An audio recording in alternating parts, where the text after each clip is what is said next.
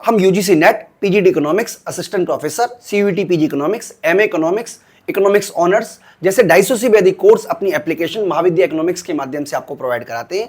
आपको हमारी एप्लीकेशन में वीडियो कोर्स के अलावा test series, PDF notes, hard copy notes भी मिलेंगे। केंद्रीय बैंक ने हाल फिलहाल में 2 और पॉलिसीज का प्रयोग किया है, जिसमें से पहला है तरलता समायोजन सुविधा, जिसके बारे में हम इस वीडियो में आपसे डिस्कस करेंगे, और साथ ही साथ मार्जिनल स्टैंडिंग फैसिलिटीज, इसके बारे में हम इस वीडियो में डिस्कस करेंगे।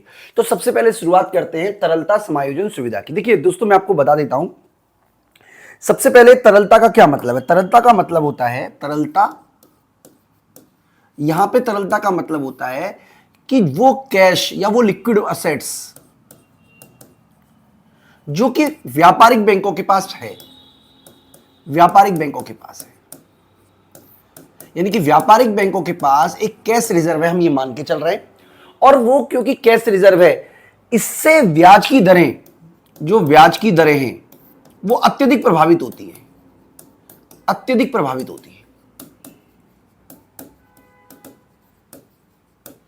क्यों बच्चों ब्याज की दर प्रभावित होती है? क्योंकि अगर तरलता ज्यादा होगी, अगर व्यापारिक बैंकों के पास ज्यादा तरलता होगी, ज्यादा लिक्विडिटी होगी, ज्यादा तरलता होगी, तो इससे क्या होगा कि ब्याज दर में कमी का प्रेशर आएगा और इससे ब्याज दर कम ही हो जाएगी। और अगर तरलता ज्यादा होगी, तरलता कम होगी, यानी कि व्यापारिक बैंकों के पास कम पैसा होगा, तो ब्याज की दरें बहुत ऊंची हो जाएंगी। दोस्तों, कहने का मतलब यह हुआ कि तरलता में 0.05% का भी परिवर्तन लाखों करोड़ों रुपए में परिवर्तन लेकर आता है। क्योंकि जब इंटरेस्ट की बात करें, अरबों खरबों रुपए की ट्रांजैक्शनों में 0.005% का भी असर पड़ता है।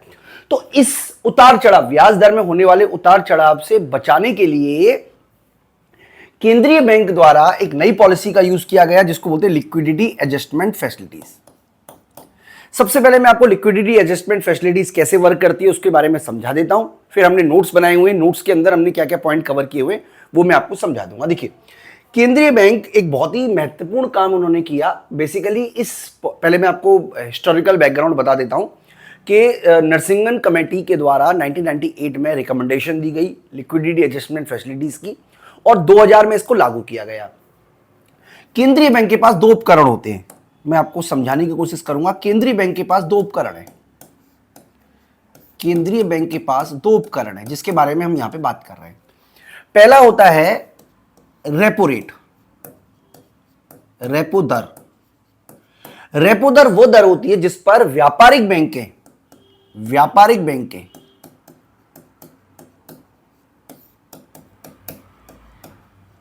अपनी जमा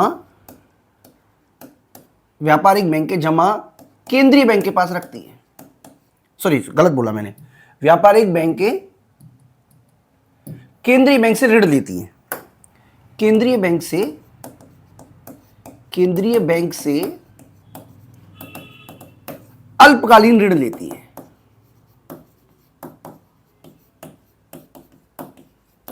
यानी कि इस स्थिति में क्या होगा, रेपो दर की स्थिति में व्यापारिक बैंक केंद्रीय बैंक से अल्पकालीन ऋण लेंगी, यानी कि वो ऋण जो केंद्रीय बैंक व्यापारिक बैंकों को देगी उसको बोलते हैं रेपो रेट।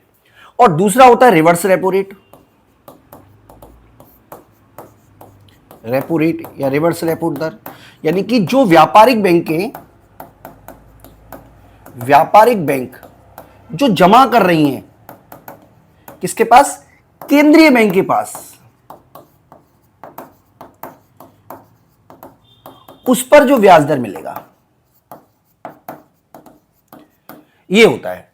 तो केंद्रीय बैंक रेपो रेट पर व्यापारिक बैंकों को उधार देती है, और व्यापारिक बैंकें जब जमा कर देती हैं पैसे को केंद्रीय बैंक के पास में, तो उस पर जो केंद्रीय बैंक ब्याज देती है उसको बोलते हैं रिवर्स रेपो रेट।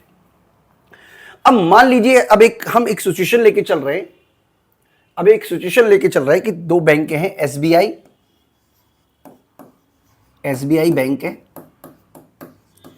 इसके पास तरलता बहुत ज्यादा है, तरलता ज्यादा है, और इस स्थिति में ये क्या करेगी, अपने पैसे को, यानी कि रेपो रेट मान लीजिए रिवर्स रेपो रेट चल रहा है, रिवर्स रेपो रेट चल रहा है मान लीजिए 4%, और रेपो रेट चल रहा है मान लीजिए 6%, हम एग्जांपल के लिए मान के चल रहे हैं 4% 6%। तो क्योंकि एसबीआई के पास तरलता ज्यादा है, इसलिए एसबीआई क्या करेगी, उस पैसे को, जो एक्सेस पैसा है, जो एक्स्ट्रा पैसा बैंकों के पास है, एक्स्ट्रा जो पैसा है, उसको मार्केट में उधार ना देकर आरबीआई को पे के पास पैसा जमा करा देगी और 4% का फायदा उठाएगी।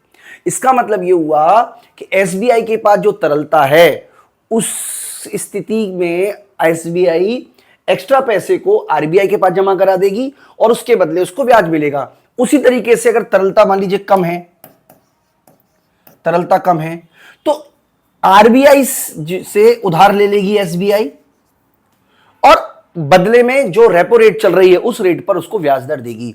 इसका मतलब यह हुआ कि अगर किसी इकोनॉमी में तरलता को कम करना है, अगर हमें तरलता को कम करना है, तरलता को कम करना है, तरलता ज्यादा है, मान लीजिए तरलता ज्यादा है और उसे कम करना है, उसे कम करना है, तो केंद्रीय बैंक क्या कर सकती है, केंद्रीय बैंक जो है वो रेपो रेट को बढ़ा देगी, जिससे कि लोग कम उधार लेंगी। साथ ही साथ जो रिवर्स रेपो रेट है उसको भी बढ़ा देगी, ताकि बैंक अपना पैसे को केंद्रीय बैंक के पास पार्क कर सके। सिंपल समझ में आ गया होगा। यानी कि जो पैसा एक्स्ट्रा है, उस एक्स्ट्रा पैसे को आप केंद्रीय बैंक के पास जमा कराओ, इसके लिए रिवर्स रेपो रेट की कीमत को बढ़ा देगी, और कम लोन लो, इसके लिए रिवर्स रेपो रेट को बढ़ा सकती है। इसी तरीके से मान लीजिए अर्थव्यवस्था में तरलता का शॉर्टेज आ गया, तरलता की कमी है, तो उपाय क्या है, उपाय है तरलता को बढ़ाना, तरलता को बढ़ाना, लिक्विडिटी को बढ़ाना। तो लिक्विडिटी बढ़ाने के लिए क्या करेगी आरबीआई, आरबीआई जो रेपो रेट है उसे कम कर देगी, ताकि ज्यादा से ज्यादा बैंकिंग ले सके उधार, और रिवर्स रेपो रेट को भी कम करेगी,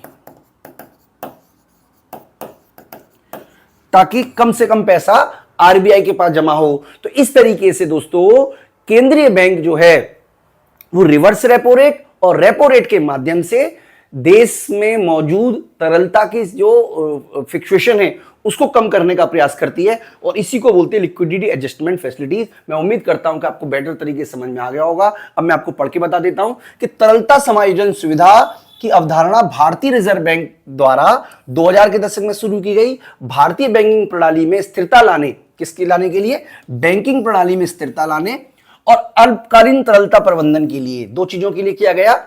एक तो बैंकिंग प्रणाली में स्थिरता बनी रहे, दूसरा जो लिक्विडिटी में बार बार चेंज हो रहा है उसमें स्थिरता बनी रहे, उसके लिए नरसिम्हन कमेटी के द्वारा 1998 में सिफारिश दी गई। और इसका जो उद्देश्य है वो क्या है, बैंकिंग प्रणाली में तरलता उपलब्ध कराना और ब्याज दरों में स्थिरता लाना। यानी कि जब ज्यादा तरलता हो जाती है तो ब्याज दर में कमी आती है, इससे तरलता को मार्केट से खींचना, और जब तरलता कम हो जाती है तो ब्याज दरों पर इसका वृद्धि देखने को मिलती है, तो मार्केट में तरलता को बढ़ाना। यह होती है लिक्विडिटी एडजस्टमेंट फैसिलिटीज। भारतीय रिजर्व बैंक द्वारा दी जाने वाली एक नीति है। और बच्चों ये किस नीति में आएगा, ये आएगा मात्रात्मक उपाय है। ये केंद्रीय बैंक का मात्रात्मक उपाय का एक पार्ट है, जिसका मुख्य उद्देश्य बाजार में मुद्रा यानी कि नकदी की उपलब्धता को संतुलन करना है और अल्पकालीन ब्याज दर में होने वाले उतार चढ़ावों को नियंत्रण करना है। दोस्तों मैं उम्मीद कर रहा हूं कि आपको बात समझ में आ रही होगी।